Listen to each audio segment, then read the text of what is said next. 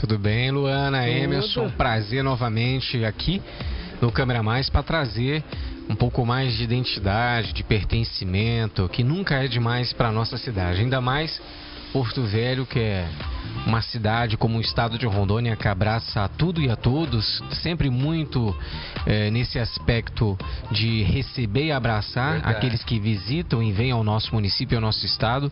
E eu sempre uso uma máxima, né, de que se o mundo se encontra em São Paulo, o Brasil se encontra em Rondônia. Nós somos muitos estados em um estado só, isso é muito bacana. Aqui, né? Todos os estados são representados aqui, é um caldeirão, é um mosaico cultural, e eu acho que isso é o que embeleza muito o nosso município e o nosso estado. O senhor é porto-velhense? Nascido na beira do rio, quem fez o parto da minha mãe foi a Dona Filó, parteira conhecida da época. Legal. A casa da Dona Filó, inclusive, ainda resiste ao desbarrancamento do Rio Madeira, ali no bairro Triângulo, tá lá na beira do rio, bem próximo de cair, infelizmente. Por pouco tempo resiste, né, professor? Exatamente. Porque é uma tendência natural, daqui a pouco o Rio Madeira ir mostrando a sua força, porque ele é relativamente um rio jovem ainda, né? É um rio jovem, né? Um rio de leito novo, que está em formação, mas que infelizmente pela interferência do homem, ele intensificou esse assoreamento, tanto que nós estamos indo a Brasília com o ministro dos Transportes. Pela falta de atitudes nossas também, que a gente não faz nada para de repente retardar esse avanço. Dia 8 agora de novembro estaremos em Brasília numa audiência com o ministro dos Transportes e o presidente do DENIT para falar sobre o assoreamento do Rio Madeira, para falar sobre a dragagem do Rio Madeira que não está sendo feita. São 5 bilhões para se fazer a limpeza ali dos canais onde existem bancos de areia que inviabilizam. Por quê, vereador? Não está sendo feito de forma adequada. Pelo menos talvez as empresas não tenham a expertise para fazê-lo. A gente viajou pelo Baixo Madeira e percebeu isso e conversou com muitos especialistas. Então a gente só quer para que para o próximo ano a empresa contratada de Brasília, que terceirizou seu serviço em Porto Velho, possa antecipar no seu planejamento e execução. Então tem empresa fazendo, mas está fazendo na base do enroleixo, embromeixo? Eles improvisaram 2 dragas, dessas dragas que fazem retirada de ouro do Rio Madeira, para fazer uma dragagem, que é de um rio de 1.000 quilômetros nesse trecho navegável. Enfim, e a gente vai falar também sobre o terminal hidroviário do Cainago, que ainda não está em funcionamento. A gente vai cobrar isso. Isso é uma responsabilidade sua e de seus pares, né? Isso compete à fiscalização dos vereadores? Como o terminal integrador, o terminal hidroviário do Rio Madeira, ali no Cainago, é do DENIT a responsabilidade da sua manutenção, mas ele tem um envolvimento direto com o município de Porto Velho e com a vida dos porto-velhenses. Acaba que o vereador recebe essa demanda. Então a gente não tem nem como pedir para o prefeito para tomar uma providência que não depende dele. Então nós conseguimos essa audiência em Brasília, nós vamos levar todo o problema e a demanda, viajamos pelo Baixo Madeira, trazendo as informações dos ribeirinhos, o que está difícil. A gente já teve 2 acidentes com caminhões em portos improvisados, por conta da ausência do funcionamento daquele porto do Cainago. Um caminhão com quase 1 tonelada de açúcar caiu no Rio Madeira, um outro de arroz tombou. Então assim, isso inviabiliza uma série de coisas. Então a gente parece que voltou há 100 anos atrás, que talvez fosse até melhor por conta do complexo da Madeira Mamoré, que tinha um porto próprio, bem arrumado, e que a gente vai mostrar hoje no Trilhando a História. O pátio ferroviário da Madeira Mamoré e a estrutura antiga que merece ser revitalizada. E no dia do Halloween, o que tem na Câmara? Hoje no Halloween, teremos uma moção de aplauso para o ex-prefeito Mauro Nazif, né? No dia do Halloween? No dia do Halloween. E teremos sessão ordinária na Câmara de Vereadores. O Mauro Nazif, como figura política, a gente respeita a figura do Mauro. Sempre tivemos uma admiração pelo período que ele teve no Legislativo, principalmente como vereador, como deputado.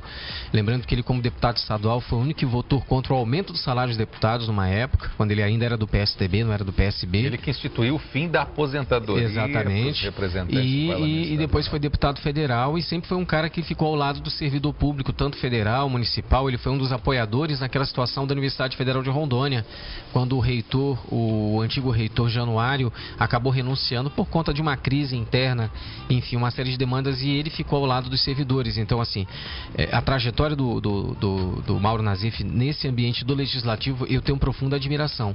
Agora, claro, no Executivo, eu pondero, a gente entende o que é a máquina pública, mas naquilo que me aflige, que foi o patrimônio histórico, o que eu defendo muito, ficou a desejar. Nós tivemos a passagem de cinco secretários da Fundação Cultural, não tem como fazer um planejamento com 5 secretários. Quem é que faz uma agenda assim em 4 anos de governo? governo, e isso acabou inviabilizando uma série de demandas na estrada de ferro, e foi o que fez a gente perder a concessão da estrada de ferro para o governo federal. Hoje o prefeito atual, Hildon, tem mais ou menos uma soma de 38 milhões de reais para investir, tem um projeto pronto, mas não pode porque o juiz federal tirou a concessão da estrada de ferro por conta da última gestão.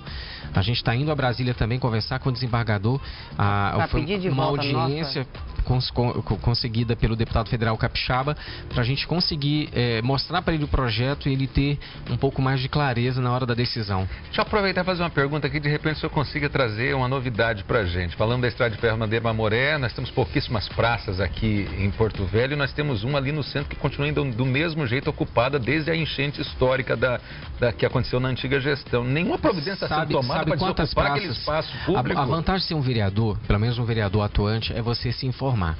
Nós temos em Porto Velho 82 unidades de saúde, 49 na área urbana, restante área rural e distritos. Nós temos 387 médicos. Nossa, nós temos 139 unidades escolares, mais ou menos 1.500 professores que trabalham nessas unidades escolares. Dessas 139 unidades escolares, 39 apenas estão 100% regularizadas com o Conselho Municipal de Educação. As outras têm algumas demandas para serem regularizadas. Praças, são 82 praças no município de Porto Velho. Nós conhecemos mais as praças do município. É gigantesco. Distritos, Calama, Jaci-Paraná, Abunã, em Porto Velho, no que tange a cidade urbana, não aos distritos, em torno de 49 praças.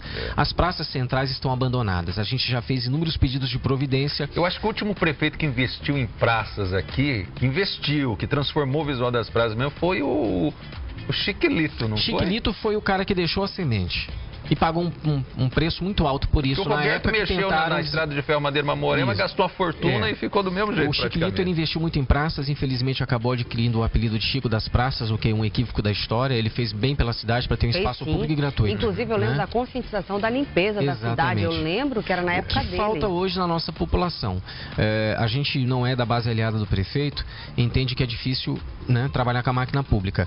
Mas a população precisa colaborar também. A gente precisa acabar com esse efeito de janela quebrada.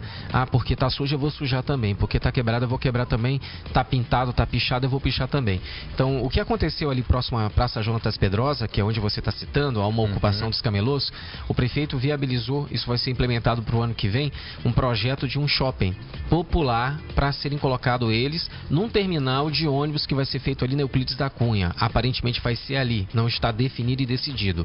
E a Praça Jonatas Pedrosa, que é uma das primeiras praças de Porto Velho, em homenagem ao governador que criou o município de Porto Velho, o governador do Amazonas, vai ser revitalizada. É o que a gente espera e o que a gente vai cobrar. Nossa, tomara. Pois é, porque visualmente também nada contra os pais de família. Até porque eu acredito que eles querem um lugar melhor ali, também. Lógico. Tá todo mundo amontoado ali, enfeiando a praça, obstruindo a praça, e de repente poderiam estar até ganhando um dinheirinho melhor num local mais adequado. Tá aí um terminal de ônibus, onde o pessoal tá passando, o fluxo é grande, né? E você permite acessibilidade, né? Só um momento que a gente vai se despedir de Rolim de Moura, que segue com a programação local. Então, beijo grande, Rolim, até amanhã.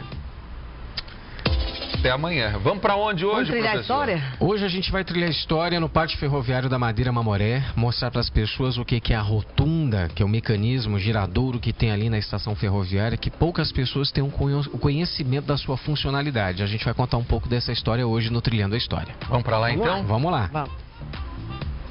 Trilhando a História. Oferecimento Colégio Objetivo. Meu objetivo tem mais. Rio Verde Pesca e Náutica. Produtos de qualidade para momentos especiais. O Trilhando a História, mais uma vez preocupado em mostrar a cultura, a identidade de Rondônia, se encontra aqui no Pátio Ferroviário da Estrada de Ferro Madeira Mamoré. Muita história e cultura a partir de agora, para todos vocês, no Trilhando a História.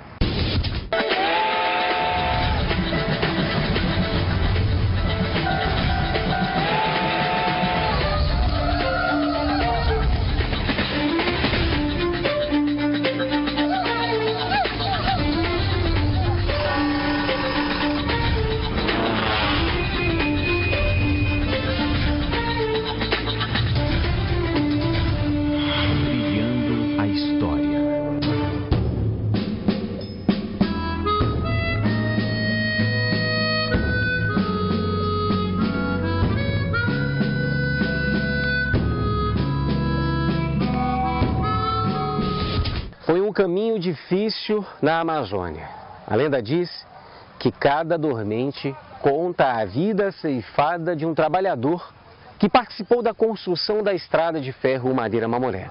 Mais de 50 nacionalidades que se embrenharam na Amazônia para construir 366 quilômetros do que hoje é uma memória de aço e de ferro.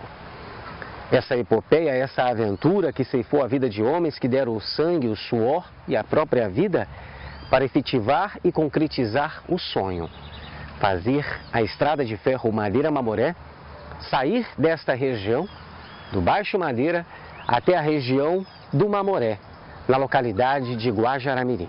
De Porto Velho até Guajará-Mirim,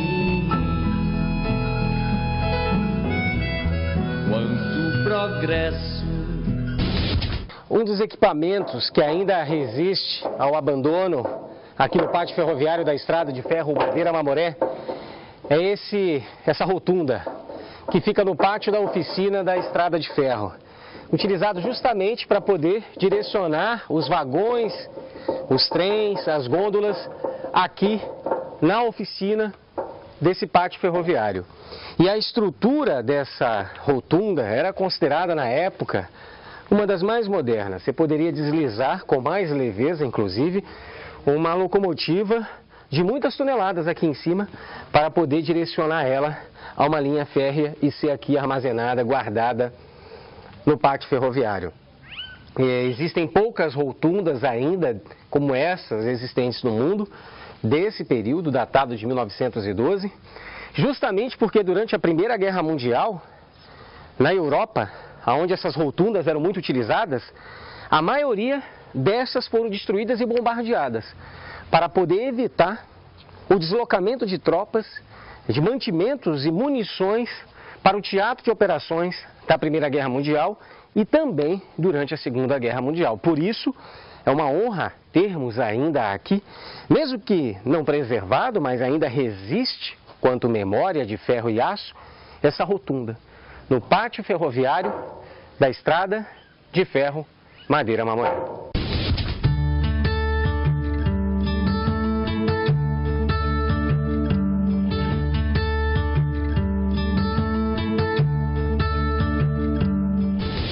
Poucas pessoas conhecem o galpão 3 da estrada de ferro Madeira-Mamoré. Esse galpão, com semelhante estrutura no galpão 1 e 2, no passado era o antigo Cibec, um clube aqui em Porto Velho, mas também faz parte dos equipamentos do complexo da estrada de ferro Madeira-Mamoré. Durante um bom tempo ficou sob a jurisdição da Delegacia de Portos aqui de Porto Velho, ou seja, a Marinha. Recentemente, essa estrutura também, que tem um passado histórico relacionado diretamente com a estrada de ferro Madeira-Mamoré, foi transferida para o município de Porto Velho ou para o complexo da estrada de ferro Madeira-Mamoré. E é um galpão gigantesco, também da Chicago Iron Works, que também poderia ser utilizado para o turismo, para a constituição de um espaço de convivência para a sociedade porto-velhense, pois também representa a nossa história, representa a nossa identidade. E, infelizmente, hoje, o cenário atual é de completo abandono. Abandono daquilo que representa um passado glorioso dos destemidos pioneiros, desses operários que trabalharam na construção desta ferrovia, de um sonho em meio à grande floresta.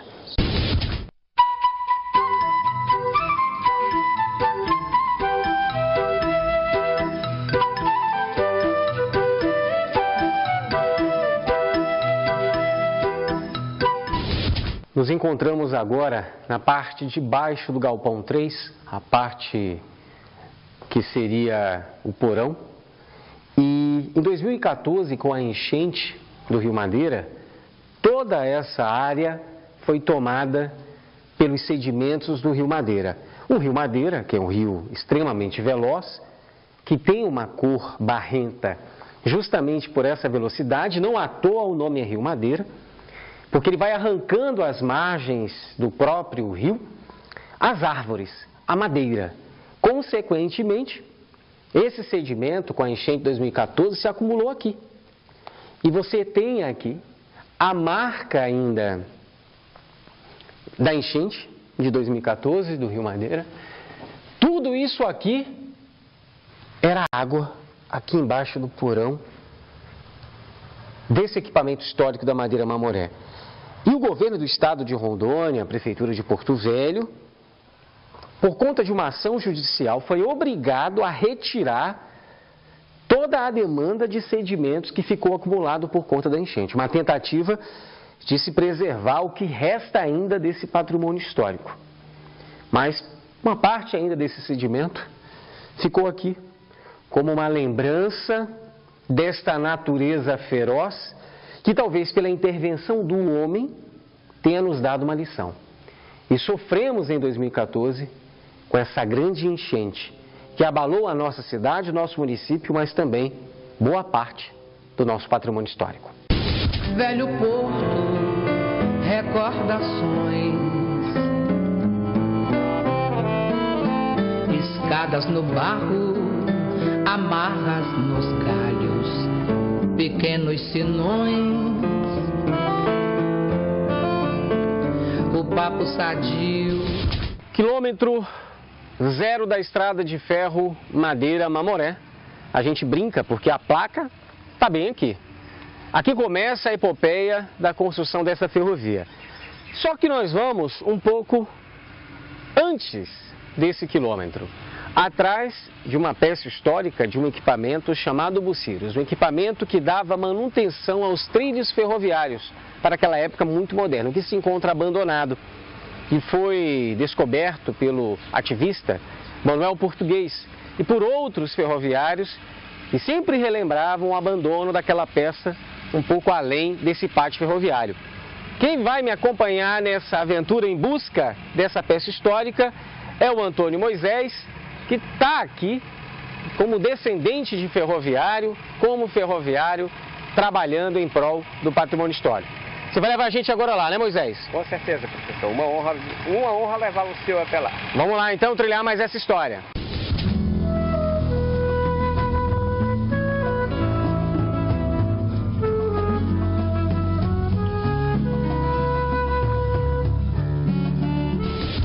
Sobre a Buciros, essa nossa aventura em busca desse equipamento, vocês vão conhecer um pouco dessa história na semana que vem. A gente vai seguir nessa trilha, mas esse capítulo eu quero que vocês aguardem para trilhar essa história com a gente na próxima semana.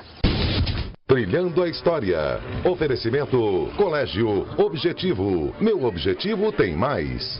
Rio Verde Pesca e Náutica. Produtos de qualidade para momentos especiais.